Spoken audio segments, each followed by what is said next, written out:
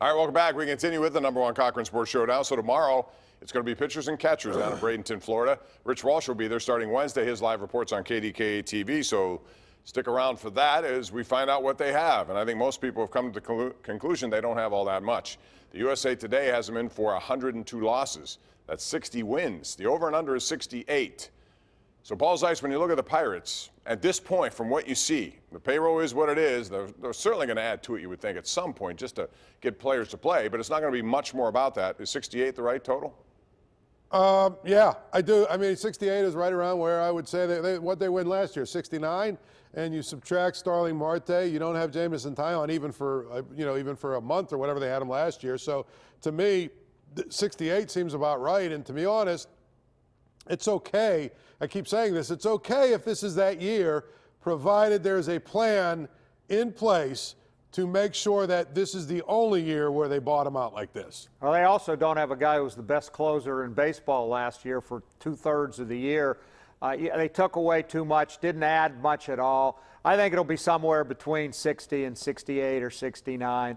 It's hard to get real excited about them because they are what they are unless all these guys turn it around. Archer, Williams, I mean, you go right down the list, Musgrove, Brault, I mean, whoever, Keller has to step up.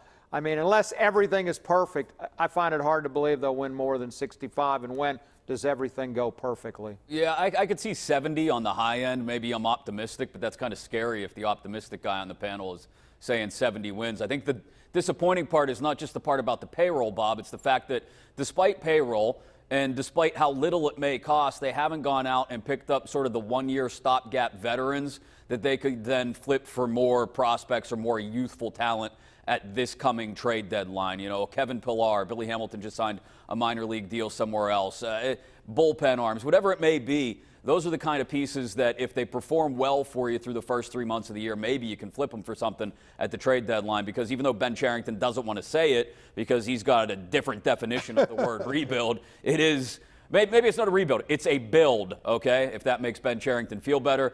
They've got to start building, and to do so, they're going to have the pieces necessary to move out to bring in more talent into the pipeline, because they just don't have it. When does next year you're building? When does that ever get here? When they say that's a question, Ron. They say when the time is right, they'll spend to enhance the product. When is the time right? I mean, it's 23 losing years in the last 27.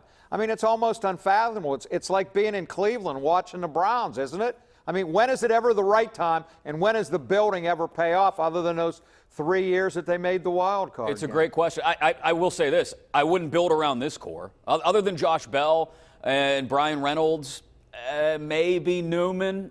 Who else do you have that's on this team that you could see being at the core of this thing the next time they have a winning record, let alone contend for a wild card berth or a division title?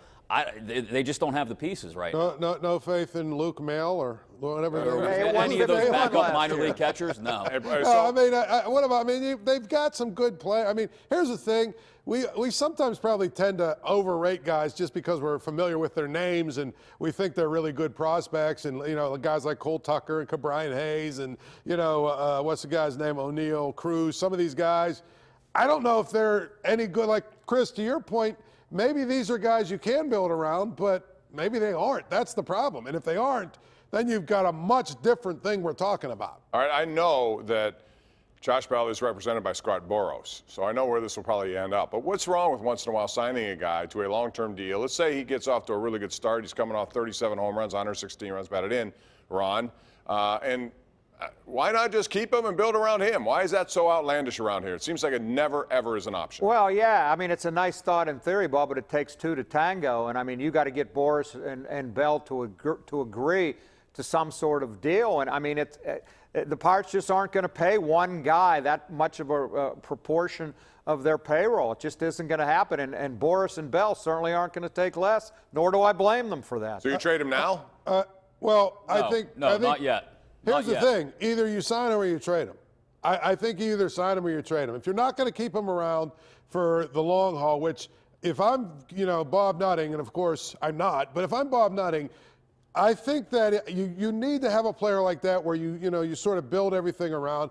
Plus, if you want to show people that you're really interested in doing things differently, you do sign them for 6 years or something like that and $120 million. They're not going to do that. So, you know, they're not going to do that. Trade them now, get the maximum you can get for them. Hopefully you get some prospects so that 2 or 3 years down the road, they're ready to play and they're really ready to help you. I mean, otherwise, you're just kicking the can down the road another year. It really depends on how quickly Ben Cherington thinks he can turn this thing around. If he thinks he can turn it around inside 3 years, which is a huge task and an uphill task, then he keeps Josh Bell around and they play out the length of his contract and just move on from him at that point.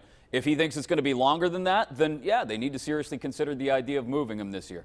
All right, now, ladies and gentlemen, it's time to go round the horn for this week's Smooth Moves, brought to you by Pittsburgh's largest supplier of the smoothest granite, marble, and quartz countertops you're going to find anywhere, Armina Stone. So, Ron, let's start with you. What is your smooth move of the week? I'm going to give it to Jeff Capel and Keith Dambrot. College basketball in this town has been irrelevant for a long time, especially at Duquesne. Congratulations to Capel at Pitt and Dambrot at Duquesne for making the games meaningful again. Good for them, good for us.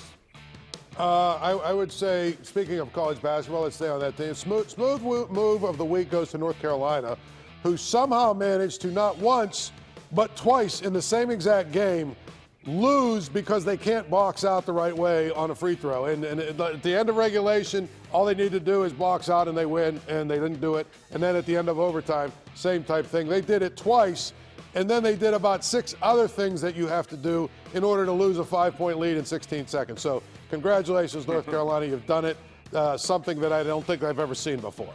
Smooth move to the XFL with the proliferation of immediate sideline interviews. Not even sideline, on the field interviews immediately following plays. We got our first profanity in, I think, the second game of the league's history on national TV yesterday. Dylan Day, the offensive lineman, I think he is, from the Seattle Dragons, dropped a big 4-letter word live on national television, and we all got to hear it because they were a little slow on the dump button. So smooth move, XFL. Week 1, you got it out of the way. Yeah, he's a distant relative of Tyler Palko, we understand, as we dug deep into it. Anyway, so proud of him. Pittsburgh's largest supplier of the smoothest granite, marble, quartz countertops you're going to find anywhere. Check them out at arminastone.com. And we'll come back with Antonio Brown next.